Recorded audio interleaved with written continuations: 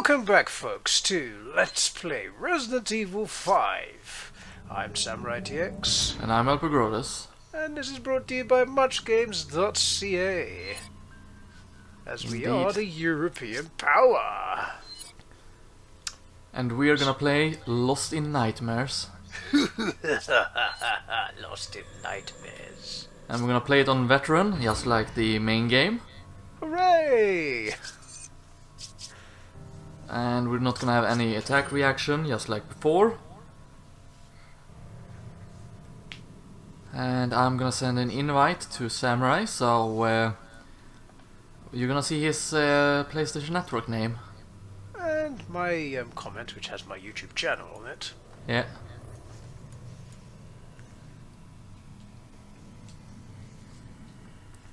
And now it's time to accept. Indeed.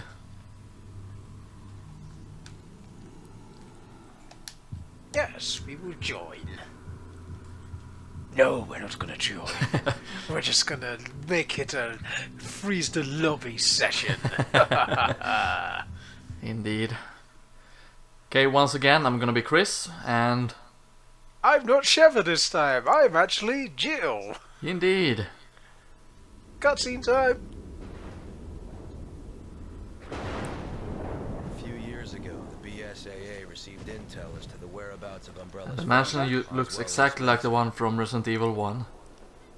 That's what I was about to say before he took words out of my mouth.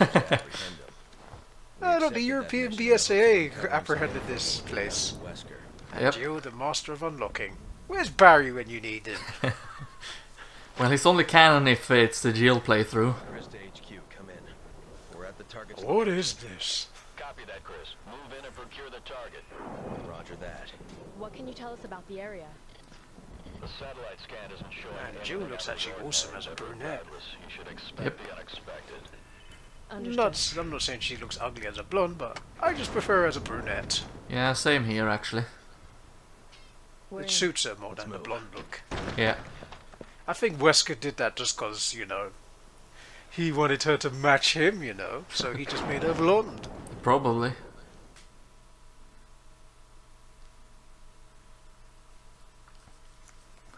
So when they did this DLC, they made it to look similar to the old games. Which is a good thing. Yeah. And yeah, if you played Resident Evil 1, you're gonna recognize this mansion quite a bit. Wow, what a mansion! Stop it! Don't open that door! Oh wow, there's a switch there. And Jill, your pants look a bit tight. What is it with this guy? What's it with these guys and Craigs? I know, right? Obsessed. That's what he is. In Resident Evil 1 to 3, you always have to deal with cranks. Yeah. So Oh, yeah, look, a dead person just fell. of course they made a couple of changes, but Come in. it's a pretty fun game at the very least, or DLC. Possibly Spencer's bodyguard. Jill, stop it. Jill, stop it. Stop murdering this dead body. We feel no emotions as we stab the poor dead corpse. Yeah. They had it coming. Well, he did fall off from the roof. Oh, ammo. I never come here actually, which is funny. Oh, you got 20 ammo already. Yeah, I picked up from the Oasis. Okay, let's go through this door since we have to do something here. Oh, green herb. I see where it's going, Jill. Right. Oh, where are you? Jill, hurry! Come on, hurry! Jill, come on, hurry! And she still answers when she's jumping in the air. Yeah. Right, let's open this door. And it opens like Resident Evil 1, actually. Which is pretty cool, actually, these doors. Yeah. So I'm gonna go to the other side in the meantime. Ooh, a gun. What? You got a new gun? Lucky bastard. It's powerful. And I just found an emblem. Oh, I need to jump down there, don't I? Yeah, I do, to open the door downstairs.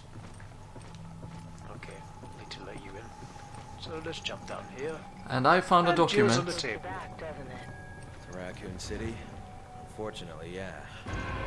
Okay, I picked up password 3. Hard to believe that was 8 years ago. I guess I am getting older. Jill, you're not that old. Don't worry too much about it. Investigate. Someone was burning something here. Oh nice, I just got a shotgun. You lucky guy. Even the birds agreed. Unlock the door. Now you should be able to enter. Yeah. Resident Evil 1 style. Right, I'll read this document once you get here. I tried to read a document, but then it turned itself off, and it turned out to be a password. Right. I'll just wait. Or should I just go ahead and read? Yes, go ahead and read. Patrick's Memoirs 1. For a time, it appeared as if Master Spencer would never recover his former health. But fate was not that kind. And now he confines himself to his studies for days on end. It has been ages since I've seen him take his meals in the dining hall. I have endeavored to prepare meals to his liking, and I bring them every day to the study. Unfortunately, he lacks the strength to eat anything but soup and other liquids. It's a very sad turn of events for old Spencer. Even though we saw him die in the cutscene in the story, I cannot recall a time in the history of this household when the situation was as dire as now. In generations past, the Spencer estate was the nexus for only the most well-to-do European socialites. Now only a skeleton staff remains to look after a man who keeps himself in virtual seclusion at one of his many residences. My family has been in the Spencer household services since the time of his great-grandfather. This rapid state of decline would have been unimaginable even just one generation prior. I remember fondly the days of my youth, but that seems like a lifetime ago now. It was about 50 years ago.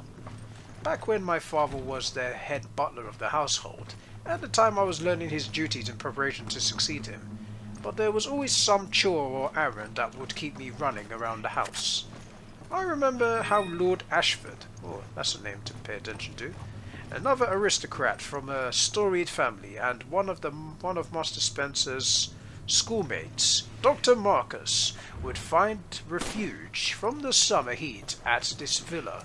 My father and I would accompany them and do our utmost to see that they wanted for nothing. Perhaps because I was the youngest person there, they would take to teasing me. Though more often than not, they would treat me as one of them. I remember the time Lord Ashford gave me my first taste of brandy. It was on the second floor of the dining hall, behind the stone statues lining the room. I will never forget the mellifluous scent when he opened the bottle, but those cherished times are only memories now. Lord Ashford, Dr. Marcus, and of course my father have all already passed on. Only Master Spencer remains, and I'm afraid his days may be few. When Master Spencer dies, it will mark the end of his illustrious family, as well as my family's services to his. For now, I can only wait for the inevitable. There's notes stuck between the last few pages. Close. Password 1. Yep. So, Close Patrick's this. Memories 2. I cannot stop thinking about the screams of those poor souls imprisoned in a basement. I administered virus to all of them as per Master Spencer's instructions 1 week ago. Whatever they become now, they are no longer human. I have assisted with multiple experiments at Master Spencer's behest. I do not know of what use a simple butler not schooled in the sciences such as myself can be, but I should be proud that the Master trusts me with his important work. He usually has nothing but contempt or distrust for those around him. However, I cannot help but feel a disconnect between how I think I should feel and my actual mental state. On the one hand, I am filled with the joy at the chance to assist the Master in any way I can. On the other, I feel as if I'm losing a bit of my soul with each experiment I assist with. The only way I can preserve my mental faculties is by taking time off. or by trying to divorce myself from all emotion. Whichever the case, I must act and not question the master. Duty and honor, that is what is at stake. For generations, my family has been in loyal service to the Spencer household. I will not betray my duties, and I will serve Master Spencer until the end. I have dedicated my life to serving him, and there is no turning my back on that. It is time to check on the test subjects and report their current conditions to Master Spencer. I will carry out my duties, and I will do so honorably.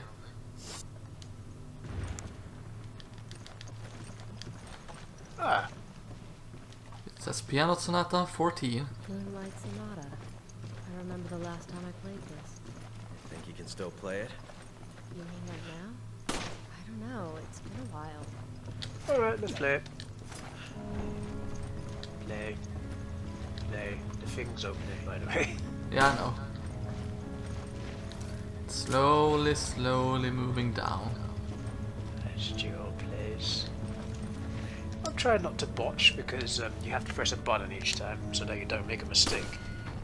Oh. Yeah, I shot a button which opened it. Funny.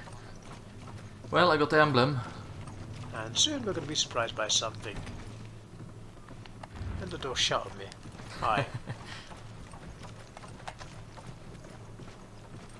Surprised by something, you say? Yeah, I think we should be surprised by something any minute now. Unless this is something that only happens when we come back here. And Chris is leaving me behind, everybody. Yep. His obsession with Wesker must stop. It will never stop. I think it's here it happens, since we got a checkpoint. Doggies! Or maybe not, because they already know that will happen. Zombie? No. Where's hunters? Hunters! Even though I hate those things. This look is child's play. Like it's time to do the master of unlocking. Alright, you go first. And of course the door slams on my face. Spencer's Memoirs 1. I, Oswald E. Spencer, founder of Umbrella as well as the chief executive officer, hereby proclaim myself as ruler of all mankind. Everyone shall prostrate themselves before me as they once did for the ancient false gods. At least, that was what my destiny should have been. But I did not become a god. I could not sever my ties to my own weak humanity. Or sever, I mean. Instead, my body is being destroyed by this damned disease, the disease of age. It has carved wrinkles in my face like a well-weathered canyon, and my arms are like the thin, withered branches of a dying tree. Age has been deprived me of the use of my legs.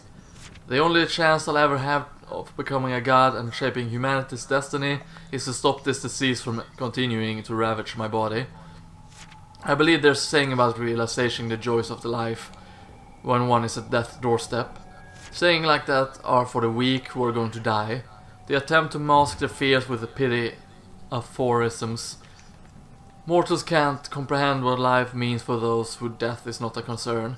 The ignorant are fond of making generalizations to indulge those who would not be party to their pedantic musings.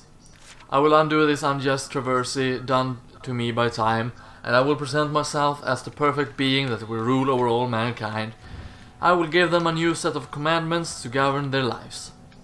All that remains is to find the key to eternal life. The virus manufactured by Umbrella is that key. It suppresses telomeres shortening, which negates the function that limits cell division. Somewhere in that process is the key to immortality. If the process could be perfected, that key would be mine. I have the means available to me. I can realize my ambitions thanks to Alex. I lost much in human capital following Umbrella's bankruptcy, but I still have Alex, the best and brightest of them all, and the last of my children. I have faith that if anyone can find a cure for the ailment of time that keeps me from assuming my role as the head of mankind, it's Alex. Alex will find a way. Spencer's Memoirs too. I have done everything Alex has asked of me. Alex's ingenuity far surpasses those of normal people.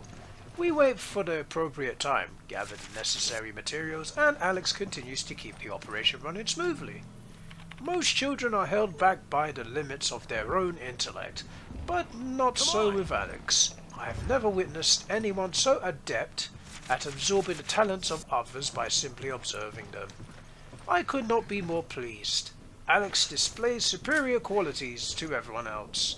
I have provided everything Alex and the other researchers would need to conduct their research.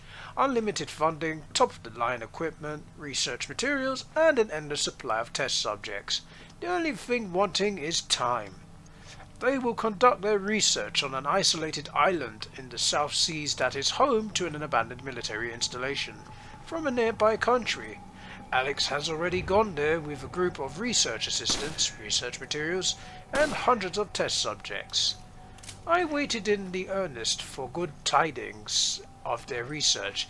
Instead, I received only a phone call a month later asking me to send more test subjects. How was it possible that they had gone through hundreds of test subjects in only a month? As my frustration rose, Alex attempted to reassure me. You will be pleased to hear that all experiments are running smoothly, and so I will continue to wait. And that's it. Yep, Spencer's Memoirs 3. I have waited and waited, and still no word from the island. It's been a year since they left, and I've sent thousands upon thousands of test subjects for their research. As soon as Alex makes an improvement to the virus, the team administered it to another batch of test subjects. Unfortunately, they do not have time to study the virus before testing it. If it looks feasible, they proceed forward and see how the test subject reacts to it. All of this is to be expected, I suppose. It's not Alex's fault. I have been impatient, true, but the situation is dire. Age has not only worn down the worthless shell, but it has also attacked my internal organs and rendered many of them virtually useless. What little functionality I can eke out of them is only thanks to the machines attached to my body. Time is a merciless enemy. I'm counting on you, Alex. Only you can give me the key to eternal life. And then there's the final document over here, which I'm gonna leave to you. Spencer's Memoirs 4, and I think we need the other password too before we can go this way, so we're gonna have to leave this room after, actually. Yeah. But let's read the final memoir. Finally! A report of success! The experiment was a success! The news alone has sent new surge of energy coursing through my veins. I feel rejuvenated. Last night's dinner even tasted sweeter. The wine more excellent. My butler, Patrick, is truly a culinary savant. Unfortunately, that joy was short-lived. Alex has disappeared. I would be less concerned if that were the only regrettable report from the island. The other researchers are also nowhere to be found. Neither are the thousands of test subjects, and most importantly, all the research materials, including the final virus that was to make me a god, cannot be located. I have been betrayed! I cannot allow myself to be betrayed again. I should have learned from my mistakes with Albert. Wesker, by the way. Now my life stands on edge of a knife. The only person I can trust is my loyal butler, Patrick. He is my last hope in locating the virus that will cure me of this wretched ailment. But is time on my side? No. That is the question that preoccupies my mind. And only the god I am to become can answer that question. And Spencer died after that, no less. Yeah, by none other than Albert Wesker. You should never trust Albert. Nope, he's evil. Ah, Oh, this proximity bombs. Ah, an emblem. 3 of them. Okay, good. Got 3 emblems so far. Oh, grenades. Yay! Definitely gonna need these. Ooh, a sniper rifle. Thank you very much, game.